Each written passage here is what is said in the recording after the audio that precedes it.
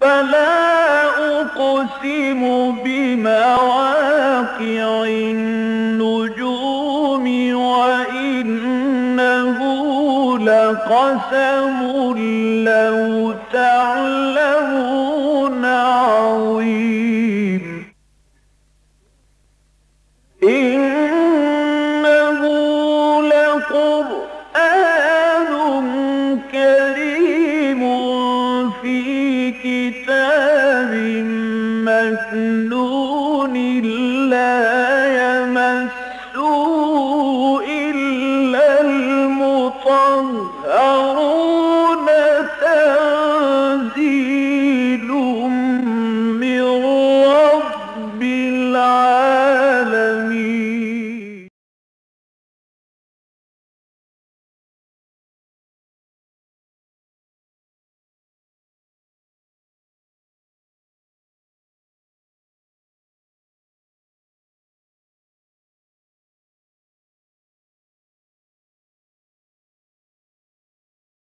أعوذ بالله من الشيطان الرجيم.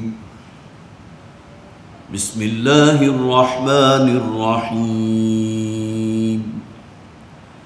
تنزيل الكتاب من الله العزيز الحكيم. إنا أنزلنا إليك الكتاب بالحق فاعبد الله مخلصا له الدين. ألا لله الدين الخالص والذين اتخذوا من دونه أولياء ما نعبدهم إلا ليقربونا إلى الله زلفى إن الله يحكم بينهم فيما هم فيه يختلفون.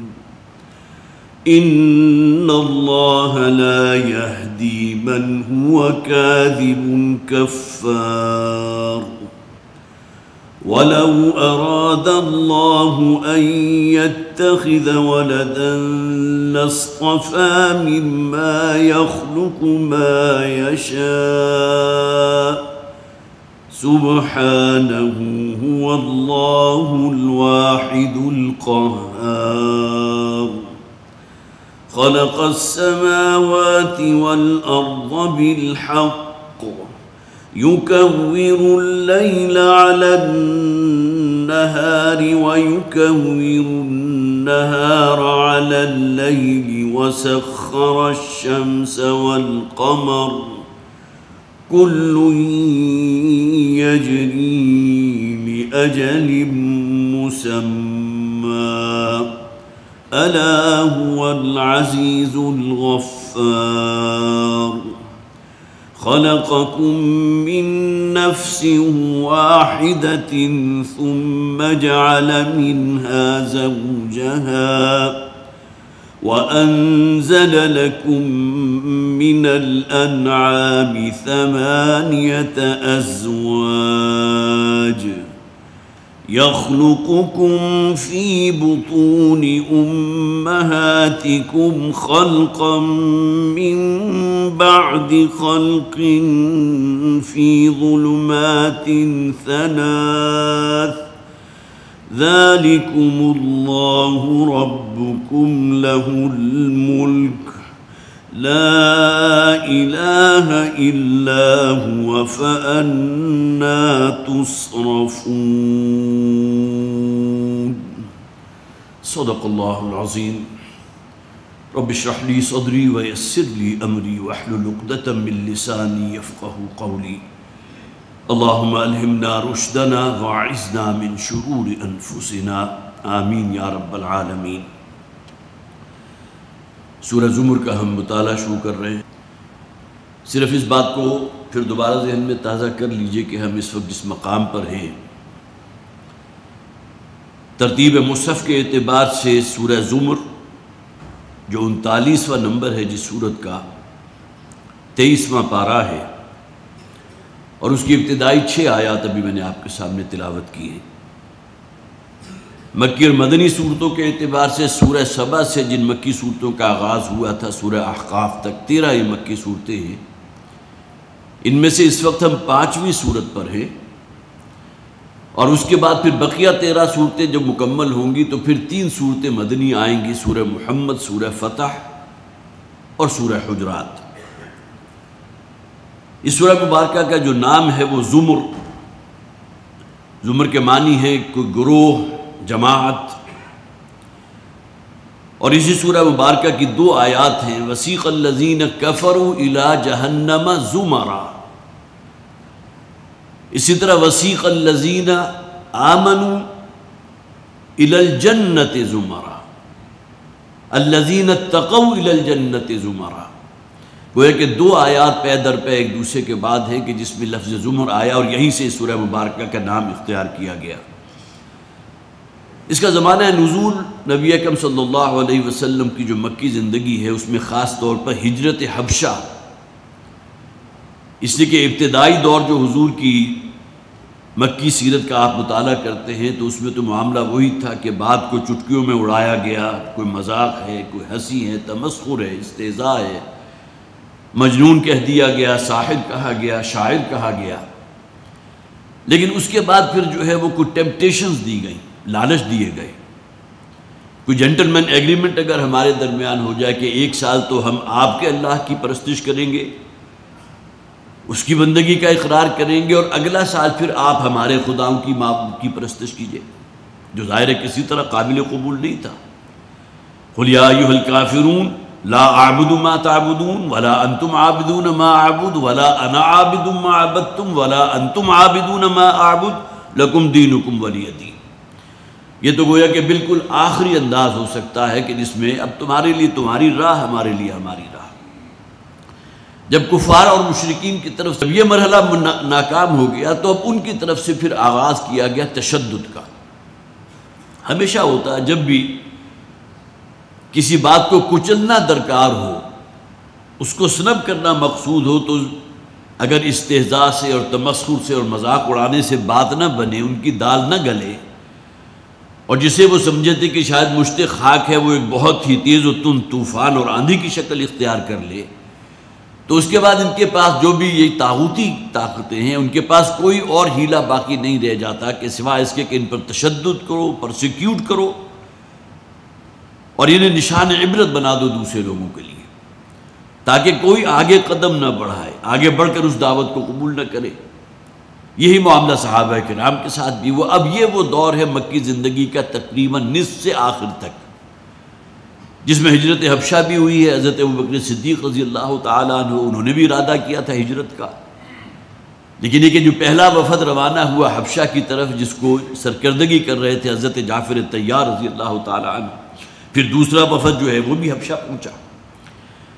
اب یہ اصل میں وہ پورے حالات ہیں کہ جن میں یہ تمام صورتیں نازل ہوئی ہیں۔ جو پورا گروپ ہے 13 صورتوں کا، سورہ سبا سے لے کر سورہ احقاف تک، اس میں 3 صورتوں میں آپ کو یہ الفاظ مل جائیں گے، ان ارضی واسعۃ، یہاں بھی آ جائیں گے کہ میری زمین جو ہے وہ بڑی وسیع ہے، وارض اللہ واسعہ، اس صورت میں الفاظ جو ہے یہ موجود ہے، اللہ کی زمین بڑی وسیع ہے۔ اگر ایک خطے کے لوگ تمہیں خدائے واحد کی پرستش پر قائم نہیں رہنے دینا چاہتے، اور شدید ترین تمہارے لیے زندگی جو عذاب انہوں نے بنا دی ہے، تو اس خطے کو خیر بات کہو۔ تمہاری وفاداری تو ہونی چاہیے اللہ کے ساتھ، اللہ کے دین کے ساتھ، اللہ کے رسول کے ساتھ۔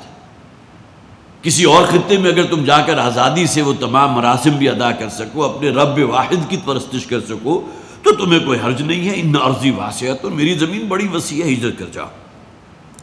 تو یہ زمانہ نزول ہے، جیسا کہ ہم نے سورہ عنکبوت جو اس سے پہلے مکمل کی تھی، اس سے پہلے سورہ صافات بھی تھی، اس کے بعد سورہ صاد بھی تھی، تو اس میں خاص طور پر صبر کی بھی تلقین کی گئی بہت، کہ ایسا نہیں ہوا کہ اللہ تعالیٰ نے ان لوگوں کو بالکل جو ایمان لائے انہیں کسی آزمائش میں سے نہ گزارا ہو، امتحانات کی چکی میں سے نہ گزارا ہو۔ وَلَقَدْ فَتَنَّ الَّذِينَ مِن قَبْلِهِمْ فَلَيَعْلَمَنَّ اللَّهُ الَّذِينَ صَدَقُوا وَلَيَعْلَمَنَّ الْكَاذِبِينَ۔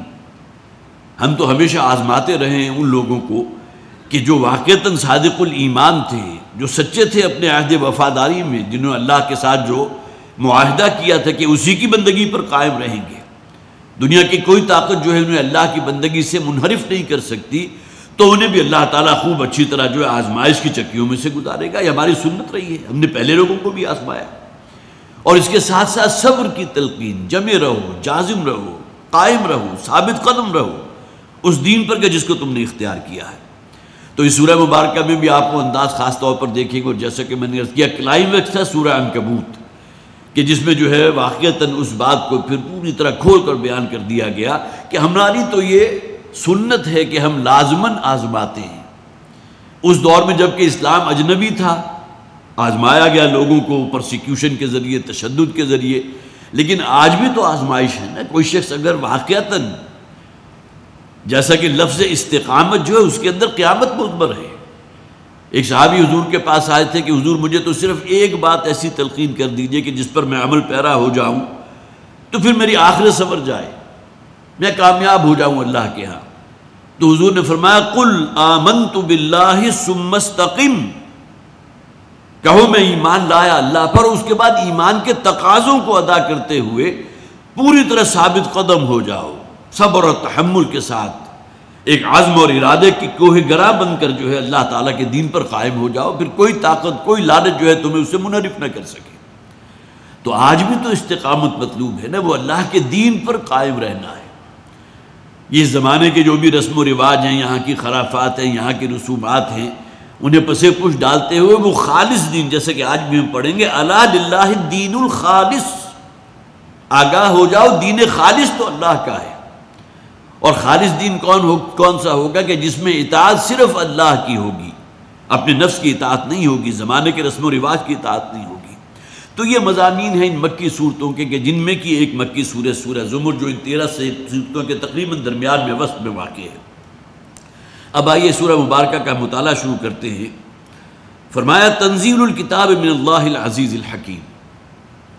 اس کے بعد جو 4 صورتیں آ رہی ہیں ان کے شروع میں حامیم کے الفاظ ہیں، لہذا ان 4 صورتوں کو عام طور پر حوامیم کہا جاتا ہے، وہ صورتیں کہ جن کا آغاز لفظ حامیم سے ہوا، حروف مقطعات میں سے۔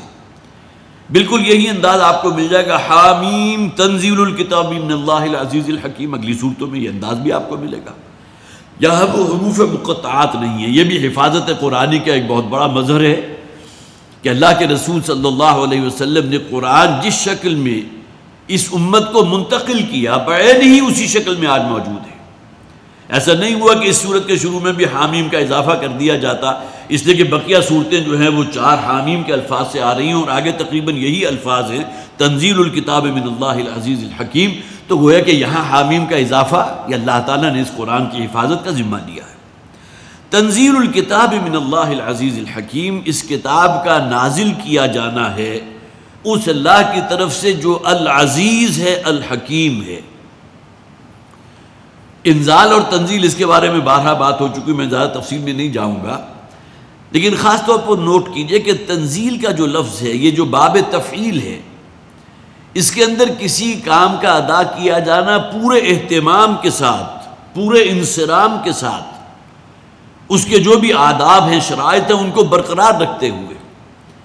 دیکھیے تعلیم کا لفظ ہمارے آتا ہے، تعلیم کسے کہتے ہیں؟ جبکہ آپ کسی دوسرے شخص تک علم منتقل کرتے ہیں بڑے اہتمام کے ساتھ، روزانہ کی تدریس ہو رہی ہے، تعلیم ہو رہی ہے، تدریس کا لفظ یہ بھی اسی لفظ جو وزن ہے تفعیل کا، اسی لفظ کے اسی وزن کے اوپر ہے، اسی وزن پر یہ تنزیل ہے۔ گویا کہ اس کا نازل کیا جانا بڑے اہتمام کے ساتھ، بڑی عظمت اور شان کے ساتھ ایک انزال ہے جو لوح محفوظ سے سمائے دنیا تک قرآن حکیم کا نازل کیا جانا، وہ انزال ہے۔ انا انزلناہ فی لیلۃ القدر، سب سے بڑی دلیل یہی ہے نا، اسی ایک شب میں، شب قدر جسے ہم کہتے ہیں، اللہ تعالیٰ نے اس قرآن حکیم کو لوح محفوظ سے منتقل کر دیا سمائے دنیا تک، اور اس کے بعد بطریق تنزیل اب یہ نبی اکرم صلی اللہ علیہ وسلم پر نازل ہوتا رہا، آیات کی شکل میں، آیات کے مجموعے گلدستے کی شکل میں، پوری صورتوں کی شکل میں۔ صورتیں مختصر بھی ہیں، بڑی جو ہے مفصل صورتیں بھی ہیں، سورہ بقرہ بھی ہے، اسی طرح وہ صورت بھی ہے کہ جو کل 3 آیات پر مشتمل ہے، سورۃ الکوثر، قرآن حکیم کی مختصر ترین صورت۔ لیکن یہ کہ ایسا نہیں ہوا کہ سورہ بقرہ جو ہے چھوٹی چھوٹی کئی صورتوں میں تقسیم کر دیا گیا ہو، اس لیے کہ یہاں بھی وہی قانون ہے کہ انا نحن نزلنا الذکر وانا لہ لحافظون، اس ذکر کے نازل کرنے والے بھی ہم ہیں اور اس کی حفاظت بھی ہمارے ذمہ ہے۔ تو تنزیل الکتاب بہت ہی اہتمام کے ساتھ اور بہت شان کے ساتھ یہ اتاری گئی ہے کتاب من اللہ، اس اللہ کی طرف سے جو العزیز ہے، زبردست ہے۔ ترجمہ عام طور پر مصاحف میں آپ دیکھیں گے زبردست کے الفاظ ہیں۔ العزیز وہ ذات کے جو زبردست بھی ہے اور بالادست بھی ہے۔ یہاں گویا کہ اختیار اور اتھارٹی جو ہے وہ بیان کی گئی، لیکن ہمارے ہاں عام طور پر جو شے بیان ہوتی ہے وہ یہ ہے کہ اختیار اور اتھارٹی جہاں ہوتی ہے وہاں کرپشن بھی ہو جاتی ہے۔ جس کا جتنا زیادہ اختیار ہوگا اسی مناسبت سے کرپشن بھی بڑھ جائے گی، جیسا کہ ہم کہتے ہیں نا ایبسولوٹ اتھارٹی کرپٹس ایبسولوٹلی، لیکن اگر کسی کا اختیار ہی بہت کم ہے تو کرپشن جو ہے بڑی نچلی سطح پر رہے گی، وہ ممکن ہے ہزاروں یا لاکھوں سے تجاوز نہ کرے، لیکن جہاں اختیار کسی کے پاس آ جائے تو وہاں کرپشن جو ہے لاکھوں نہیں بلکہ کروڑوں اربوں تک پہنچ جاتی ہے۔ تو اللہ تعالیٰ سے بڑھ کر مختار مطلق تو کوئی ذات ہے نہیں، وہ العزیز ہے، بالادست ہے، زبردست ہے، وہ مختار مطلق ہے، لیکن اس کا یہ اختیار کمال حکمت کے ساتھ ہے۔ الحکیم، قرآن میں 20 نہیں اس سے بھی زائد مرتبہ آپ کو عزیز الحکیم کے الفاظ ساتھ ساتھ ملیں گے۔ گویا کہ جہاں اللہ تعالیٰ کا وہ اختیار مطلق ہے وہیں اس کی حکمت کاملہ بھی ہے۔ ایسا نہیں ہے جو ہمارا دنیاوی قانون ہوتا ہے کہ جہاں اختیار جتنا بڑھتا چلا جائے گا کرپشن کا امکان بھی اتنا ہی بڑھتا چلا جائے گا۔ اللہ تعالیٰ کی ذات کے ساتھ اس قسم کے جو فاسد جو عقیدے ہیں یا اس قسم کے نظریات جو ہیں وہ کسی طرح لگا نہیں کھاتے۔ تنزیل الکتاب من اللہ العزیز الحکیم، اس کتاب کا نازل کیا جانا ہے اس اللہ کی طرف سے جو العزیز ہے، الحکیم ہے۔ انا انزلنا الیک الکتاب بالحق، ہم نے یہ کتاب نازل کی ہے نبی صلی اللہ علیہ وسلم آپ پر حق کے ساتھ۔ حق کے معنی بھی بارہا بیان ہو چکے، کیونکہ یہ الفاظ ہمارے ہاں قرآن حکیم کی آیات جو ہیں وَلَقَدْ صَرَّفْنَا فِي هَذَا الْقُرْآنِ مِنْ كُلِّ مَثَلٍ، اللہ تعالیٰ نے ہر اعتبار سے مختلف مثالوں کے ذریعے دہرا کر اللہ تعالیٰ نے قرآن حکیم میں جو حقائق ہیں مختلف اسالیب سے بیان کیے ہیں۔ تو یہاں حق کا لفظ بھی بارہا آیا، ہم نے زمین و آسمان کی تخلیق فرمائی ہے حق کے ساتھ۔ وہاں ترجمہ کیا کرتے ہیں؟ با مقصد تخلیق ہے۔ یہاں ترجمہ کیا ہوگا؟ انا انزلنا الیک الکتاب، اے نبی صلی اللہ علیہ وسلم ہم نے آپ پر اس کتاب کو نازل فرمایا بالحق، حق کے ساتھ۔ حق کسے کہیں گے؟ سب سے بڑی سچائی۔ ہم عام طور پر کہتے ہیں نا یہ بات حق ہے، کیا مراد ہے؟ کہ اس کے جھوٹ ہونے کا کوئی امکان نہیں ہے، یہ سچی بات ہے، اس کے اندر نہ کوئی مبالغہ ہے نہ کوئی کمی بیشی ہے، بلکہ جو بات کہی گئی وہ جو کی تو موجود ہے۔ جسے قرآن حکیم اپنے بارے میں کہتا ہے ان ھذا القرآن قول فصل ہے، یہ قول الفصل وما ہوا بالہزل، یہ فیصلہ کن کلام ہے، یہ سچا کلام ہے، اس سے بڑھ کر سچائی ممکن نہیں۔ اور دوسری یہاں مراد یہ بھی ہے کہ اس قرآن حکیم کے نزول کا ایک مقصد ہے، اور وہ مقصد کیا ہے؟ والد محترم کا جو بہت مختصر سا کتاب چاہے مسلمانوں پر قرآن مجید کے حقوق، وہ کیا حقوق ہے؟ دیکھیے حق کی جمع حقوق ہے نا، یہاں بھی وہ لفظ حق آ گیا کہ وہ کیا سچائیاں ہیں، وہ کیا حقوق ہیں جو ہر انسان جو یہ سمجھتا ہے کہ اللہ کی کتاب ہے اس کے کاندھوں پر کیا ذمہ داریاں عائد ہوتی ہیں۔ تو اس حوالے سے قرآن حکیم کو ہم نے نازل کیا ایک مقصد کے تحت۔ یہ صرف اعلی ثواب نہیں ہے، ٹھیک ہے ثواب ملتا ہے قرآن حکیم کے ہر حرف کے عوض اللہ تعالیٰ کی طرف سے وعدہ ہے 10 نیکیاں ملیں گی، لیکن یہ کہ یہ مقصد نزول صرف ایصال ثواب تو نہیں تھا، حصول ثواب تو نہیں تھا، بلکہ قرآن حکیم آیا ہے ایک مشعل راہ بن کر، رہنمائی کرتا ہوا، صراط مستقیم ہمارے سامنے واضح کرتا ہوا۔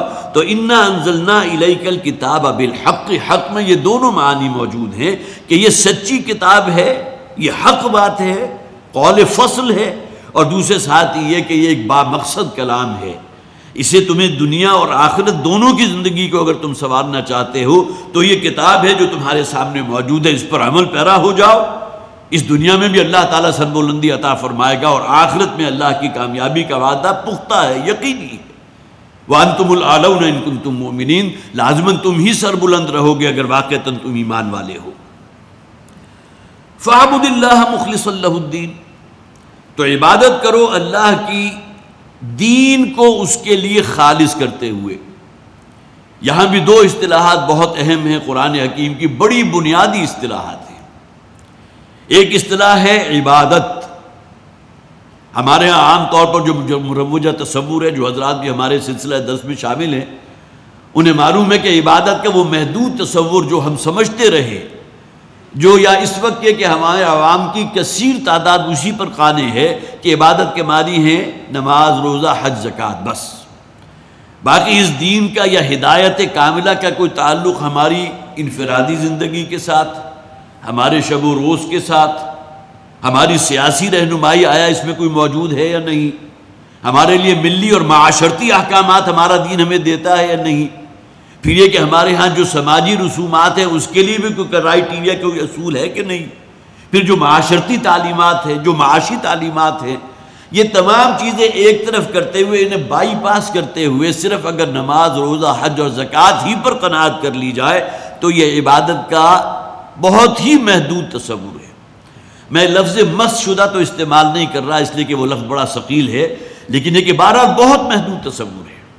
عبادت کا لفظ اصطلاح لی کہاں گئی، کہاں سے لی گئی ہے؟ عبادت عبد سے، غلام جس کی اپنی کوئی مرضی نہیں ہوتی، وہ کلیتاً تابع ہوتا ہے اپنے آقا، اپنے مالک کی مرضی کا، نہ صرف یہ کہ اس کے حکم کا منتظر بلکہ اس کے چشم و ابرو کے اشارے کا منتظر ہے۔ تو عبادت گویا کہ پوری زندگی میں اللہ کی فرما برداری اور اللہ کی اطاعت اختیار کرنا، یہ ہے اصل میں عبادت کا اصل ظاہر۔ لیکن عبادت کی ایک باطنی روح بھی ہے، اور ظاہر ہے کہ جب تک وہ ظاہری جسم یا جسد جو ہے اس کا اور روح دونوں چیزیں مکمل نہیں ہوں گی، جس طرح انسان جو ہے مکمل نہیں ہوتا، ورنہ انسان نرا حیوان ہے، اگر روح اس کے ساتھ شامل نہ کی جائے، ورنہ ہر انسان اپنی اصل میں جو ہے مکمل حیوان ہے۔ روح ربانی کی ایک جو ہے پرتو انسان میں پھونکا گیا تو انسان مسجود ملائک بنا۔ قرآن حکیم میں 7 مقامات پر وہ قصہ موجود ہے، فرشتوں کو اللہ تعالیٰ نے حکم دیا آدم کے سامنے سجدہ ریز ہو جاؤ، اور وہاں خاص طور پر اس بات کا ذکر وَإِذَا سَوَّيْتُهُ وَنَفَخْتُ فِيهِ مِن رُوحِي، جب میں آدم کے اس جسد جاذری کو مکمل کر لوں، تسویہ کر دوں، اس کی نوک پلک سنوار دوں اور اس میں اپنی روح میں سے پھونک دوں تو اس کے سامنے سجدہ ریز ہو جانا۔ تو معلوم ہوا کہ آدم، حیوان آدم جمع روح انسانی، یہ دونوں شامل ہوئی۔ یہی معاملہ عبادت کی اصطلاح کا بھی ہے، ایک اس کا ظاہر ہے جس کا تعلق اطاعت سے ہے، جس کا تعلق فرما برداری سے ہے، اور ایک اس کی باطنی روح ہے جو محبت ہونی چاہیے انسان کے دل میں اس دین کے لیے، اللہ کے رسول کے لیے، وفاداری اللہ کے ساتھ، اللہ کے دین کے ساتھ، اللہ کی کتاب کے ساتھ۔ جیسا کہ نبی اکرم صلی اللہ علیہ وسلم نے وہ حدیث پھر اپنے ذہن میں تازہ کر لیجئے، حضور نے فرمایا الدین النصیحہ، دین تو نام ہی خیر خواہی کا ہے، وفاداری کا ہے۔ صحابہ کرام کی طرف سے سوال کیا گیا قیل لمن یا رسول اللہ، اللہ کے رسول کس کے ساتھ اخلاص، کس کے ساتھ وفاداری، کس کے ساتھ نصح و خیر خواہی؟ تو حضور نے فرمایا للہ ولکتابہ ولرسولہ ولأئمۃ المسلمین وعامتہم، وفاداری ہوگی اللہ کے ساتھ، اللہ کی کتاب کے ساتھ، اللہ کے رسول کے ساتھ، یہ تو وفاداری ہے۔ اور اس کے بعد خیر خواہی ہے تمام انسانوں کے ساتھ بھی، اور مسلمانوں کے جو امام ہیں، جو حکمران ہیں، جن کے ہاتھ میں باغ ڈور ہے، جن کے ہاتھ میں اختیار ہے، ان کے ساتھ جو ہے اخلاص کا معاملہ ہو، خیر خواہی کا معاملہ ہو۔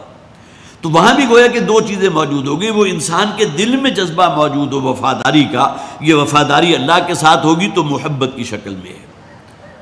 وہ لوگ کہ جو ایمان لانے والے ہیں والذین آمنوا اشد حبا للہ، وہ سب سے بڑھ کر محبت کرتے ہیں اللہ کے ساتھ۔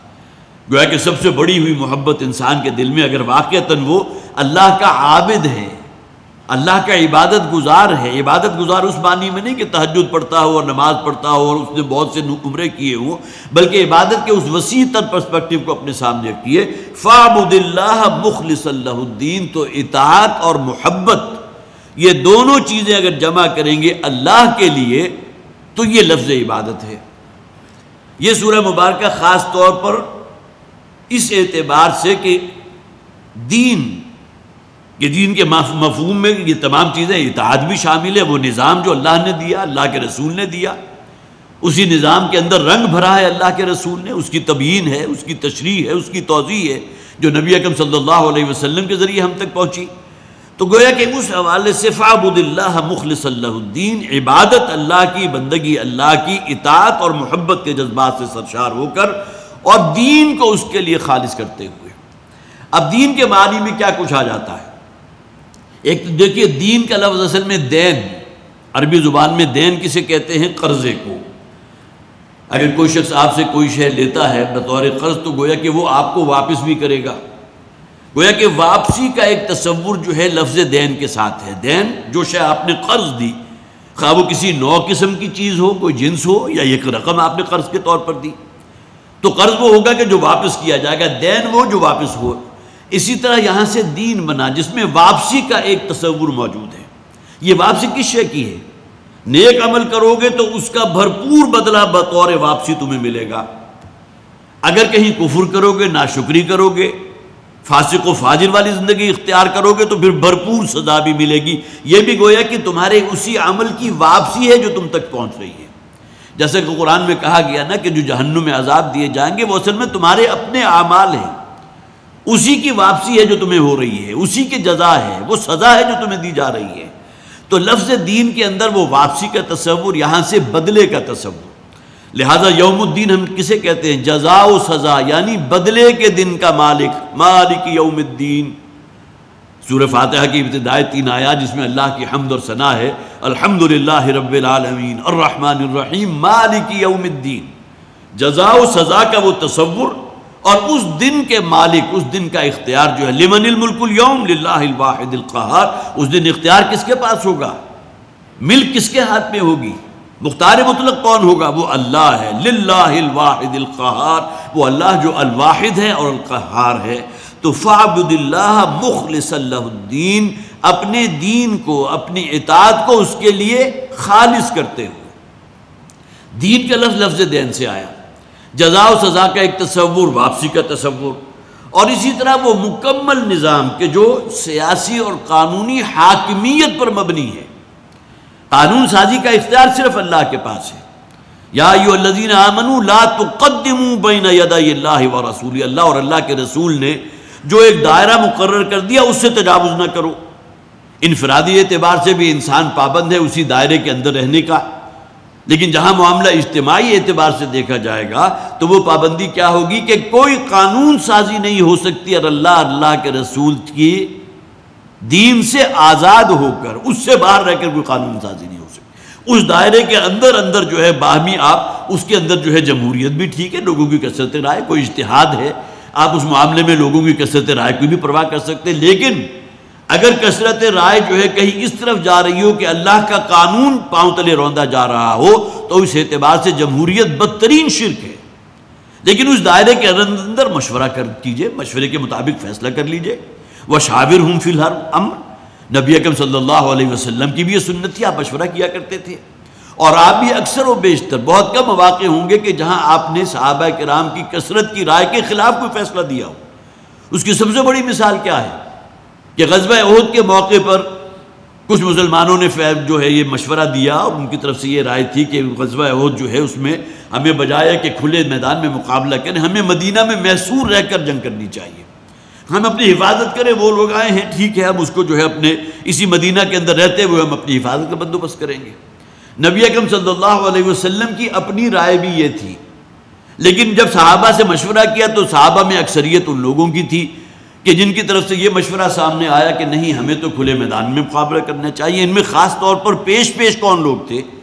وہ لوگ جو غزوہ بدر کی سعادت سے محروم رہ گئے، اس سے کہ اللہ تعالیٰ نے جو عظیم الشان فتح عطا فرمائی تھی اس غزوہ بدر کے موقع پر، تو ظاہر ہے کہ جو لوگ اس میں شامل نہیں ہو سکے، حضور جب مدینے سے نکلے تھے تو جنگ کا ارادہ ہی نہیں تھا، لہٰذا وہ لوگ، ان کی طرف سے یہ بات جو ہے زیادہ شدت کے ساتھ سامنے آئی کہ ہمیں تو کھلے میدان میں مقابلہ کرنا چاہیے، اللہ کی مدد جس طرح وہ یوم بدر میں آئی تھی تو ہمیں اللہ کی مدد انشاءاللہ حاصل ہوگی۔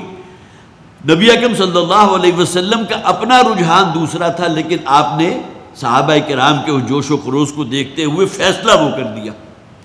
تو معلوم ہوا کہ اس حوالے سے اگر ہم دیکھیں تو شاورہم فی الامر، مشاورہ ضرور کیجئے، لیکن حضور کا معاملہ کیا ہوگا؟ فَإِذَا عَزَمْتَ فَتَوَكَّلْ عَلَى اللَّهِ، مشاورت کے نتیجے میں جس بات کا آپ ارادہ فرما لیں تو پھر اب اللہ پر توکل کیجئے۔ لیکن یہ کہ جیسا کہ میں نے عرض کیا، اس دائرے کے اندر رہتے ہوئے جو ہے یہ معاملہ ہو سکتا ہے کہ کثرت رائے کو جو بھی پیش نظر رکھا جائے، لیکن جہاں کوئی دین کے مبادیات، دین کے جو اصول ہیں، اس میں سے کوئی شے اگر رستے میں مزاحم ہو رہی ہو تو ظاہر ہے کہ یہاں معاملہ پھر جمہوریت کا نہیں ہوگا۔ تو مخلص اللہ الدین، اطاعت کو اور اپنے خلوص اور محبت کو پوری طرح فوکس کیے ہوئے اس دین کے لیے، اس اللہ کے لیے، اس کے ساتھ مخلص ہوتے ہوئے، الا للہ الدین الخالص، آگاہ ہو جاؤ دین تو کل کا کل خالص اللہ ہی کے لیے۔ گویا کہ اللہ تعالیٰ کو وہ فرما برداری مطلوب ہے جو خالص ہو، جس کے اندر کوئی ملاوٹ نہ ہو۔ ہم نے سورہ توبہ پڑھی تھی، دورہ ترجمہ قرآن اکیڈمی ہوا، پورے قرآن حکیم کا ہم نے مطالعہ کیا۔ اس میں کچھ لوگوں کا ذکر کیا گیا، الذین، وہ لوگ کہ جو ایمان لاتے ہیں، اعمال کرتے ہیں، خلطوا عملا صالحا وآخر سیئا، کہ ان لوگوں کی زندگیوں میں بہت سے اعمال وہ ہوتے ہیں جو صالح ہیں، جو نیک ہیں، جو اللہ کی فرما برداری، اللہ کی اطاعت پر مبنی ہیں، وآخر سیئا، اور کچھ اعمال وہ بھی ہوتے ہیں جو کوئی برائیاں ہیں، ان کے اندر کوئی نجاستیں ہیں، کسی قسم کی آلائش جو ہے لگ گئی ہے، لیکن یہ کہ وہ اپنا رخ سیدھا رکھتے ہیں، تو اللہ تعالیٰ ان سے صرف نظر فرماتا ہے۔ گویا کہ ان کی کوتاہیوں کو صدق دل سے توبہ کریں، اللہ تعالیٰ معاف فرما دے گا۔ تو اللہ تعالیٰ کو تو اطاعت چاہیے، فرما برداری چاہیے جو خالص ہو اس کے لیے، الا للہ الدین الخالص، آگاہ ہو جاؤ بندگی جو اطاعت ہے وہ تو خالصتاً اللہ ہی کے لیے ہے، اس میں کوئی آمیزش نہ ہو۔ الذین آمنوا ولم یلبسوا ایمانہم بظلم اولئک لہم الامن، ایمان اس شان کے ساتھ کہ اس میں کسی قسم کے کوئی شرک کی نجاست شامل نہ ہو، یہ آلائش لگی ہوئی نہ ہو۔ اور جیسا کہ میں پہلے بھی عرض کر چکا، شرک فی اطاعت کیا ہے کہ اللہ کا حکم آپ نے پسے پش ڈالا، کسی اور کا حکم قبول کر لیا، خواہ وہ آپ کا نفس ہی کیوں نہ ہو۔ افرائیت من اتخذ الہہ ہوا، قرآن حکیم میں 2 مقامات پر اس بات کو واضح کیا گیا۔ اے نبی، آپ نے اس شخص کی حالت زار پر غور کیا جس نے اپنی خواہشات نفس کو اپنا معبود بنا لیا۔ تو گویا کہ کسی قسم کی آلائش، بڑے سے بڑا نیکی کا عمل، لیکن اگر ریاکاری کی آلائش اس میں شامل ہو گئی تو اللہ کے ہاں مقبول نہیں ہے، رد کر دیا جائے گا۔ الا للہ الدین الخالص، آگاہ ہو جاؤ کہ دین خالص جو ہے وہ تو اللہ ہی کے لیے ہے۔ والذین اتخذوا من دونہ اولیاء، اور وہ لوگ جو اللہ کے ساتھ کچھ اور ہستیوں کو بھی اپنا حمایتی اور ولی سمجھتے ہیں۔ مشرکین عرب کا شرک یہاں جو گویا کہ مکی صورت ہے اس کو فوکس کیا گیا۔ فرشتوں کے بارے میں ان کا عقیدہ نظریہ یہ تھا کہ اللہ کی بیٹیاں ہیں، لہذا جب ان سے پوچھا جاتا کہ ان کی تم کیوں پرستش کرتے ہو فرشتوں کو، اللہ کو کیوں نہیں پوچھتے، تو وہ جواب کیا دیتے تھے جو اگلی آیت میں آ رہا ہے، اسی آیت کے اگلے حصے میں، ما نعبدہم الا لیقربونا الی اللہ زلفیٰ، یہ جن کو اپنا پشت پناہ سمجھتے ہیں، حمایتی سمجھتے ہیں، اللہ کے ساتھ شریک سمجھتے ہیں، وہ یہ کہتے ہیں ہم ان کو نہیں پوچھتے مگر اس لیے کہ یہ اللہ کا ہمیں قرب عطا فرما دیں۔ انسان کے اندر ایک یہ پیاس تو موجود ہوتی ہے نا کہ اللہ کی طرف وہ اس کا قرب چاہتا ہے، اللہ تک پہنچنا چاہتا ہے، اللہ کو پا لینا چاہتا ہے، بشرطے کہ اس کی فطرت کلین ہو، اس کے اندر کوئی نجاستیں موجود نہ ہوں۔ کہیں شرک کے اندر اگر وہ ملوث ہو گیا تو وہ بھی اصل میں ایک اعتبار سے اس کی ڈائیورشن ہے کہ وہ جذبات شکر جو صرف اللہ کے لیے ہونے چاہیے تھے، وہ سمجھا کہ یہ سورج ہے کہ جو اصل میں مبدأ حیات ہے، مبدأ زندگی ہے، اس کے بغیر تو حیات کا امکان ہی نہیں، لہٰذا یہی دیوتا ہے، اسی کی پرستش کرو، اسی کی پوجا کرو۔ اس لیے پانی کے بغیر زندگی کا کوئی تصور نہیں، لہٰذا پانی کی پوجا کرو، پانی کی پرستش کرو۔ جل دیوتا کے نام سے، جل کسے کہتے ہیں؟ پانی کو، سمندر کو، جل دیوتا وجود میں آ گیا۔ اس لیے کہ جذبات شکر جو ہیں فوکس ہو گئے صرف اسی حد تک، جبکہ حضرت ابراہیم علیہ السلام نے کیا کہا تھا؟ انی وجہت وجہی للذی فطر السماوات والارض حنیفا، میں نے تو اپنے آپ کو یکسو کر لیا اس ذات کی طرف جس نے اس زمین و آسمان کو، یہ سورج چاند جن کی تم پرستش کرتے ہو، تم سمجھتے ہو کہ ہمیں ان کی پوجا کرنی چاہیے، جبکہ میں پوجا کر رہا ہوں اس ذات کی جس نے ان تمام چیزوں کو پیدا کیا۔ گویا کہ یہ تو وہ چھلانگ ہے نا کہ جو ان تمام جو بھی مادی چیزیں تھیں ان سے بڑھ کر اس مسبب الاسباب تک پہنچ گئی، تمام اسباب کہیں پیچھے رہ گئے۔ تو وَمَا نَعْبُدُهُمْ إِلَّا لِيُقَرِّبُونَا إِلَى اللَّهِ زُلْفَىٰ، ہم نہیں پوچھتے ان کو یا ان کی پرستش نہیں کرتے مگر یہ کہ لِيُقَرِّبُونَا إِلَى اللَّهِ، کہ وہ ہمیں قریب کر دیں اللہ کے، زلفا اس کے مزید قریب، وہ رستہ ہمارے لیے ہموار کر دیں کہ ہم اپنے رب کے ساتھ ایک تعلق قائم کر سکیں۔ مجھ کو تیری تلاش ہے، مجھ کو تیری تلاش ہے، یہ بڑے پیارے الفاظ تھے۔ کہاں خالق میرے کہاں ہے تو، مالک میرے کہاں ہے تو، مجھ کو تیری تلاش ہے۔ انسان کے اندر یہ ایک پیاس تو موجود ہے نا، جب وہ غور کرتا ہے میں کون ہوں، کہاں سے آیا ہوں، مجھے اس زندگی میں بھیجنے کا مقصد کیا ہے، اس دنیا میں بھیجنے کا، پھر میرا خالق اور مالک کون ہے، تو اس کی تلاش میں نکلتا ہے۔ اور یہی تلاش جو تھی کچھ کرنے والوں نے پھر جا کے جنگل میں اور کہیں صحرا کے اندر جو ہے، جو بہت سے سادھو وہیں جو ہے اپنی پوری زندگیاں گزار دیں اس حقیقت کی تلاش میں، اس رب کی تلاش میں کہ جو اس کا خالق اور مالک تھا۔ جبکہ اللہ تعالیٰ کی سنت یہ ہے کہ وقتاً فوقتاً اپنے نبیوں اور رسولوں کو بھیجتا رہا لوگوں کی ہدایت اور رہنمائی کے لیے کہ میں ہوں تمہارا رب، اننی انا اللہ لا الہ الا انا فاعبدنی۔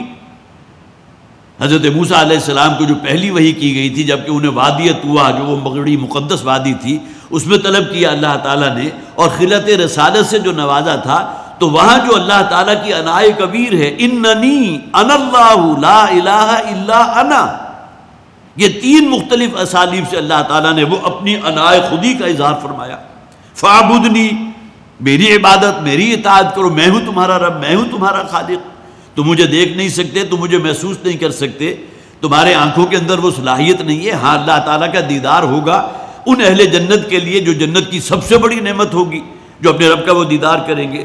تو ما نعبدہم الا لیقربونا الی اللہ زلفیٰ، ان کے پاس منطق اس کے سوا اور کچھ نہیں تھی کہ ہم اللہ کا قرب حاصل کرنا چاہتے ہیں، اور اللہ تعالیٰ تو چونکہ بہت دور ہے، اس تک رسائی ممکن نہیں، لہٰذا خو گرے پے کرے محسوس تھی انسان کی نظر۔ انسان نے یہ بت تراش لیے ہیں اپنے ہاتھوں سے، لیکن یہ اصل میں صرف علامات ہیں۔ ہم تو اللہ کی بیٹیاں جو فرشتے ہیں ان کو پکارتے ہیں، ان کی پوجا کرتے ہیں، یہ ان کا شرک تھا جس کو یہاں فوکس کیا گیا۔ تو والذین اتخذوا من دونہ اولیاء، وہ لوگ کہ جو اللہ کے سوا اور بہتوں کو اپنا ولی اور حمایتی سمجھتے ہیں، ما نعبدہم، اور وہ یہ کہتے ہیں کہ ہم نہیں عبادت کرتے، ان کی پوجا کرتے، الا لیقربونا الی اللہ زلفیٰ، مگر یہ کہ ہمیں پہنچا دے اللہ کے مزید قریب، جسے الوسیلہ بھی کہا گیا نا، یا ایھا الذین آمنوا اتقوا اللہ وابتغوا الیہ الوسیلہ۔ ہمارے ہاں وسیلہ عام طور پر سمجھا جاتا ہے کہ وہ ذریعہ کہ جس کو پکڑ کر آپ اللہ تک پہنچ سکے، اور وہ بدترین قسم کی جو جسے آپ کہیے کہ وہ مذہبی استحصال ہے، جو ہمارے ہاں جو نام نہاد دینی پیشوا ہیں وہ کرتے ہیں، خواہ وہ پنڈت ہوں، خواہ پادری ہوں، خواہ پوپ ہوں، خواہ پیر ہوں، کہ ہمارا وسیلہ حاصل کرو، ہم تمہاری ارشدات جو ہے تمہارے رب تک پہنچائیں گے، ہم تمہیں تمہارے رب سے قریب کر دیں گے، تمہیں وہاں سے معافی دلوا دینا اور تمہارا چھٹکارا کرا دینا وہ ہمارا کام ہے، بس ہماری سیوا کرتے رہو، یہ خدمت کر لو، یہ کام کر لو۔ تو یہ بدترین قسم کا استحصال ہے جو مذہب کے نام پر ہوتا رہا۔ جبکہ قرآن حکیم میں سورہ بقرہ میں کیا کہا گیا؟ وَإِذَا سَأَلَكَ عِبَادِي عَنِّي فَإِنِّي قَرِيب، اے نبی جب میرے بندے آپ سے میرے بارے میں سوال کریں تو انہیں بتا دیجئے انی قریب، میں ان کے انتہائی قریب موجود ہوں، میں ان کی رگے جہاں سے بھی زیادہ قریب ہوں۔ وہ دیکھ نہیں سکتے، سن نہیں سکتے، محسوس نہیں کر سکتے، چھو نہیں سکتے، لیکن اپنے دل کی گہرائی میں اتر کر دیکھیں گے تو وہ محسوس کریں گے کہ میں ان کے بالکل قریب موجود ہوں۔ انی قریب اجیب دعوت الداعی اذا دعان، میں ہر پکارنے والے کی پکار کا نہ صرف جواب دیتا ہوں بلکہ اسے قبول فرماتا ہوں۔ لیکن یہ کہ ساتھ ہی شرط بھی لگا دی گئی، فَلْيُؤْمِنُوا بِي فَلْيَسْتَجِيبُوا لِي وَلْيُؤْمِنُوا بِي، تو میرے بندوں کو بھی تو چاہیے نا کہ میرا کہنا مانیں، یہ حق کا استجابت ادا کریں، میری پکار پر لبیک کریں، مجھ پر ایمان لائیں، جو ایمان لانے کا حق ہے مجھے سے مانگیں، میری فرما برداری اختیار کریں، جس شے کو میں نے حرام قرار دے دیا اس سے بچیں، جو مباح ہے، اور بہت کثیر تعداد میں چیزیں مباح ہیں۔ اگر آپ صرف نکاح کے معاملے کو دیکھ لیجئے تو صرف وہی محرمات جو قرآن میں بیان کر دیے گئے کہ ان خواتین سے نکاح نہیں ہو سکتا، مائیں ہیں، بہنیں ہیں، پھوپھیاں ہیں، اسی طرح خالائیں ہیں، وہ پوری ایک لسٹ موجود ہے۔ اور اس کے سوا دنیا بھر میں اگر فرض کیجئے کہ 6 ارب خواتین بھی موجود ہیں، سب کے ساتھ نکاح کر سکتے ہو، سوائے گنتی کی چند۔ یہی معاملہ گویا کہ اللہ تعالیٰ کی طرف سے اس وادی کو اتنا پھیلا دیا گیا۔ لیکن اصل شے کیا ہے کہ اخلاص فی الدین ہو، الا للہ الدین الخالص فاعبد اللہ مخلصا لہ الدین، الا لیقربونا الی اللہ زلفی ان اللہ یحکم بینہم فیما ہم فیہ یختلفون. اللہ تعالیٰ جو اختلافات کرتے رہے اللہ تعالیٰ کے ذات میں کے بارے میں کہ اس کے بیٹے بھی ہیں، اس کی بیٹیاں بھی ہیں، ہر شخص نے اپنا کوئی عقیدہ کوئی نظریہ ایجاد کر لیا اللہ کے بارے میں، اور اللہ تعالیٰ کے بارے میں بعض لوگوں کا یہی نظریہ ہے کہ وہ تو بہت رحیم ہے، بہت غفور ہے، وہ تو کسی ممکن ہی نہیں کہ الخلق عیال اللہ، یہ تمام مخلوق جو ہے وہ تو اللہ کے عیال کے مانند ہے. تو کیا کوئی شخص اپنے بیٹے کو یا کوئی ماں اپنی بیٹی کو جو ہے آگ میں جھونک سکتی ہے؟ تو کیسے تصور کرتے ہو کہ اللہ تعالیٰ جو ہے اپنی مخلوق کو آگ میں جھونک دے گا؟ اب یہ تمام وساوس ہیں اور شیطانی تمام وہ جسے آپ کہیے کہ اس کی طرف سے وہ ہوشکارے ہیں جو وہ دیتا ہے انسان کو کہ تمہارا رب تو بڑا غفور ہے، بڑا رحیم ہے، جبکہ قرآن حکیم کا مطالعہ کیجئے کہ وہ العادل ہے، عدل و انصاف سے کام لینے والا ہے. اگر یہاں دوسروں پر ظلم کرو گے تو ایک دن آئے گا کہ جبکہ تمہارا حساب کتاب ہوگا اور ان لوگوں کی نیکیاں تمہارے پلڑے میں ڈال دی جائیں گی، اور پھر یہ کہ ان لوگوں کی برائیاں تمہارے پلڑے میں ڈال دی جائیں گی، تمہاری نیکیاں ان کے پلڑے میں ڈال دی جائیں گی. وہ دن آنے والا ہے. ان اللہ یحکم بینہم فیما ہم فیہ یختلفون. اللہ تعالیٰ فیصلہ فرما دے گا ان کے تمام اختلافات میں. ان اللہ لا یہدی من ہوا کاذب کفار. اللہ تعالیٰ تو ہدایت نہیں دیتا اس شخص کو کہ جو جھوٹا بھی ہے اور سب سے بڑھ کر انتہائی ناشکرا ہے. یہاں کفار کا لفظ نوٹ کیجئے، اس لیے کہ آگے بھی آ جائے گا شکر کے مقابلے میں کفر. 3 آیات کے بعد پھر وہ آیت بھی ہم پڑھ لیں گے. تو یہاں اصل میں وہ حقیقی معنی جو ہے شکر گزاری اللہ کی فرما برداری ہے، اطاعت ہے، اللہ کے ساتھ محبت ہے. اور کفر کیا ہوگا کہ ناشکری کرنا، کفران نعمت کرنا. تو اللہ تعالیٰ جو ہے وہ ہرگز ہدایت نہیں دیتا اس شخص کو جو کاذب بھی ہے، جھوٹا بھی ہے، جس نے یہ تمام تصورات جو باطل اور فاسد عقائد و نظریات ہیں اللہ تعالیٰ کی ذات کے ساتھ وابستہ کر دیے کہ اللہ کی بیٹیاں ہیں یا حضرت عیسیٰ اللہ کے بیٹے ہیں. یہ تمام جسے آپ کہیے کہ دین ابراہیمی کے اوپر جو بھی ہیں، اہل کتاب دونوں ہی دین ابراہیمی پر ہیں. یہود اور نصارہ، یہودیوں نے حضرت عزیر کو اللہ کا بیٹا قرار دیا، نصارہ نے حضرت عیسیٰ کو اللہ کا بیٹا قرار دیا، اور یہ مشرکین عرب نے فرشتوں کو اللہ کی بیٹیاں قرار دیا. ان اللہ لا یہدی من ہوا کاذب کفار. اور حد درجے ناشکرے ہیں. کتنی نعمتیں ہیں اللہ تعالیٰ کی جو انہیں حاصل ہیں، کیسے بڑے بڑے احسانات ہیں اللہ کے جو ان پر اللہ کے ہوئے ہیں، اللہ کے کتنے بڑے بڑے فضل ہوئے، لیکن حد درجے ناشکرے. لو اراد اللہ ان یتخذ ولدا لاصطفى مما يخلق ما یشاء. اگر اللہ تعالیٰ چاہتا یا ارادہ فرماتا کہ وہ اپنے لیے کسی کو اولاد بنا لے، بیٹا یا بیٹی بنا لے، لاصطفى مما يخلق ما یشاء، تو وہ اپنی مخلوق میں سے جسے چاہتا اپنے قریب کر لیتا. لاصطفى پسند کر لیتا، یہ نہیں کہ بیٹا بنا لیتا. یہودیوں کا یہ زعم ہو گیا تھا نحن ابناء اللہ، ہم تو اللہ کے بیٹوں کی مانند ہیں. یہ تو نہیں سمجھتے تھے کہ ہم اللہ کے بیٹے ہیں، لیکن اللہ کے بیٹوں کی مانند ہیں، بلکہ اس سے بھی بڑھ کر اللہ کو پسند ہے، بہت محبوب ہیں. تو اللہ تعالیٰ پسند فرما لیتا اپنے بندوں میں سے جسے چاہتا. اور اللہ تعالیٰ پسند فرماتا ہے. تمام نبی اور رسول کون ہیں؟ جو اللہ کی پسند پر منتخب کیے گئے. اللہ یصطفی من الملائکۃ رسلا ومن الناس. یہ انسانوں کی جو عظیم اکثریت ہے، ان میں سے بھی چند لوگ ہوتے ہیں جو اللہ تعالیٰ کے سلیکٹڈ ہوتے ہیں، چوزن پیپل ہیں، جنہیں اللہ نے منتخب کر لیا ہے، جنہیں اللہ نے پسند فرما لیا ہے تمام انسانوں میں سے. اور وہ پسندیدہ انسان ہے کہ جو نبوت اور رسالت سے سرفراز کیے گئے. تو اللہ تعالیٰ اگر چاہتا، لو اراد اللہ ان یتخذ ولدا لاصطفى مما يخلق ما یشاء.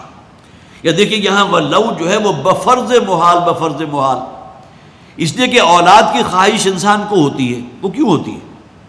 ایک تو یہ کہ کوئی نہ کوئی اس کا وارث تو ہو نا. کوئی شخص فرض کر یہ کہ ملینئر ہے اور بڑی جائیداد ہے، لیکن یہ کہ اولاد نہیں ہے. اب سب سے بڑی خواہش کیا ہوگی کہ کہیں سے کوئی اولاد اسے مل جائے تاکہ وہ میری یہ جسے آپ کہیے دن رات کی محنت کی جو کمائی ہے اس کا وارث تو بنے. تو انسان کے اندر اولاد کی خواہش اور تمنا اس اعتبار سے بھی ہوتی ہے کہ اس کو کوئی وارث مل جاتا ہے اپنی جائیداد کا. یا یہ کہ کچھ لوگ وہ بھی ہوتے ہیں کہ جو وراثت میں اپنی زندگی کا جو بھی غور و فکر ہے، اس کا جو نچوڑ ہے، وہ اولاد تک منتقل کرتے ہیں. حضرت لقمان جس کی بہت سنہری مثال ہے. ان کے پاس کوئی مال و دولت تو نہیں تھی، لیکن یہ کہ انہوں نے جو غور و فکر کیا تھا، جو ان کی تمام غور و فکر کا نچوڑ تھا، وہ منتقل کیا اپنے بیٹے کی طرف. وَإِذْ قَالَ لُقْمَانُ لِابْنِهِ وَهُوَ يَعِظُهُ یا بنی لا تشرک باللہ، اور اس کے بعد تمام وعظ و نصیحت جو انہوں نے کی سورہ لقمان کے دوسرے رکوع کا آپ مطالعہ کر لیجئے۔ تو وعظ و نصیحت کون سی؟ جو انسان گویا کہ اس دنیا سے جب اس کی رخصت ہو رہی ہے اس موقع پر اپنی اولاد کو کرتا ہے۔ تو وراثت میں گویا کہ وارث ہو جانا یہ بھی انسان کی ایک کمزوری ہے۔ اللہ تعالیٰ کی ذات تو ہر نوع کی کمزوری یا ہر نوع کے نقص یا عیب سے پاک ہے، جیسا کہ آگے آگے سبحانہ، وہ ان تمام تصورات سے پاک ہے جو انسان کو لاحق ہوتے ہیں۔ پھر وہ یہ چاہتا ہے کہ اس کا نام اس کی نسل میں آگے بڑھے۔ اگر بیٹیاں ہو بھی گئیں تب بھی ایک تشنگی رہتی ہے، انسان کے اندر ایک پیاس ہوتی ہے، اور دعا کرتا ہے پروردگار مجھے کوئی بیٹا عطا فرما دے، اس لیے کہ نسل آگے جو ہے وہ تو بیٹے سے چلتی ہے۔ حضرت عیسیٰ علیہ السلام کی واحد مثال ہے جہاں ابن مریم کہا گیا، ورنہ یہ کہ تمام جو بھی ولدیت منسوب ہوتی ہے وہ باپ کی وجہ سے ہوتی ہے، یہی باپ ہے کہ جو آگے گویا کہ ذریعہ بنتا ہے آگے نسل کے پھیلنے کا۔ تو یہ دو اعتبارات سے انسان کو خواہش ہوتی ہے اولاد کی۔ اللہ تعالیٰ کے ساتھ یہ تصورات جو تمہارے اپنی بشری کمزوریوں کی وجہ سے تمہارے اوپر مسلط ہے، اللہ تعالیٰ ان تمام چیزوں سے پاک ہے، سبحانہ، وہ پاک ہے ان تصورات سے جو تم اپنے ذہن میں پالے بیٹھے ہو۔ وہ اللہ الواحد القہار، وہ اللہ ہے جو الواحد ہے، وہ اکیلا ہے، یکتا۔ یہ لفظ جو ہے جسے احد بھی کہا گیا، واحد بھی کہا گیا، اگرچہ واحد کے ساتھ جو ہے اسنان کا ایک چیز آ سکتی ہے، احد کے ساتھ تو کوئی دوسری شے نہیں آ سکتی، جس کو آپ کہیں گے وہ یکتا ہے، وہ اکیلا ہے۔ کبھی تنہا بھی کہہ دیا گیا، لیکن تنہا میں ہمارے ہاں اردو زبان میں عام طور ایک تنہائی کا ایک منفی عنصر جو ہے وہ بھی آ جاتا ہے، صرف تنہا، انسان بھی تو تنہا ہو جاتا ہے، لیکن یہ کہ یکتا ہے، وہ اکیلا ہے، اس کا کوئی ساجی نہیں ہے، نہ اس کا ذات میں نہ اس کی صفات میں، لا ضد لہ ولا ند لہ ولا مثال لہ ولا مثیل لہ، نہ اس کی مثال میں نہ اس کے اوصاف میں نہ اس کی ذات میں نہ اس کے صفات میں، وہ الواحد ہے، القہار ہے، اور پوری طرح ہر شے کو اپنے کنٹرول میں لیے ہوئے ہے، ہر شے پر اس کا پورا کنٹرول ہے، ہر شے اس کے قبضہ اختیار میں ہے۔ جیسے کہ ہم نے پڑھا ما اصاب من مصیبت الا باذن اللہ، کوئی شے واقع ہو ہی نہیں سکتی، کوئی تبدیلی رونما نہیں ہو سکتی جب تک کہ اللہ کی اذن اور اللہ کی اجازت موجود نہ ہو۔ تو الواحد القہار، یہ دو اصطلاحات جو ہیں، الواحد القہار اور العزیز الغفار، یہ جو آخری رکوع ہم نے پڑھا تھا اس سے متصل قبل سورہ صاد کا، اس کے اندر بھی یہی دو اصطلاحات دو آیات میں پے در پہ ہمارے ساتھ سامنے آئی تھی۔ تو وَلَوْ أَرَادَ اللَّهُ أَن يَتَّخِذَ وَلَدًا لَّاصْطَفَىٰ مِمَّا يَخْلُقُ مَا يَشَاءُ سُبْحَانَهُ، وہ پاک ہے ان تمام تصورات سے، وَاللَّهُ الْوَاحِدُ الْقَهَّارُ، وہ اللہ ہے جو الواحد ہے، القہار ہے۔ یہ ابتدائی 4 آیات ہم مکمل کر سکے۔ اللہ تعالی ہمیں قرآن حکیم کو سمجھنے کی، اس پر غور و فکر کرنے کی توفیق عطا فرمائے۔ بارک اللہ لی ولکم فی القرآن العظیم ونفعنی وإیاکم بالآیات والذکر الحکیم۔